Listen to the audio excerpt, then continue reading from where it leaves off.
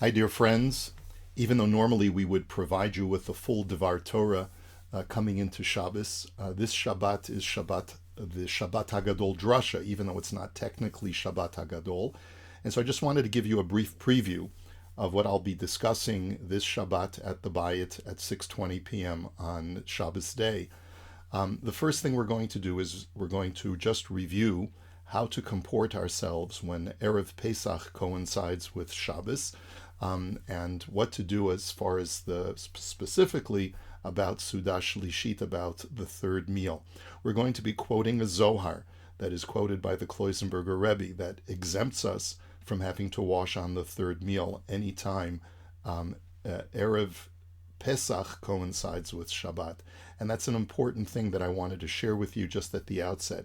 After we go through the halachic issues, I'm going to be discussing a completely separate topic, which is Paro versus Moshe. Must one honor an evil monarch?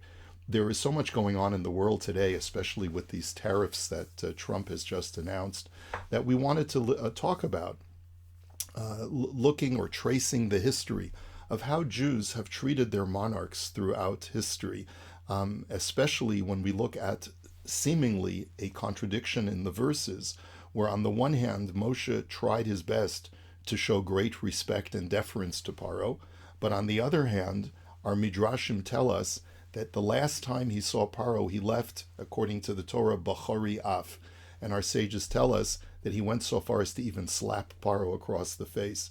And so how do we reconcile this seeming contradiction between the obligation to show proper deference to our rulers and at the same time Moshe behaving in this way towards Paro? It'll also be interesting for us to try and understand why it is so important for us to show honor to our rulers.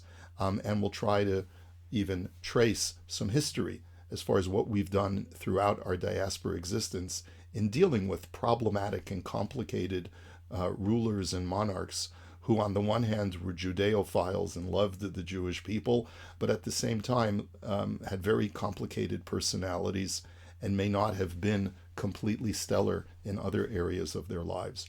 So I hope you'll join us. We're going to be learning Torah in the merit of our Chatufim, in the merit of our hostages. May they come home immediately. And let us hope that this is the holiday of redemption for every single Jew everywhere around the world. And look forward to speaking with you further. If you're in town locally, hope you can make it. 6:20 at the Bayit on Shabbos day. Shabbat Shalom, good Shabbos, and Chag Kasher V'Sameach.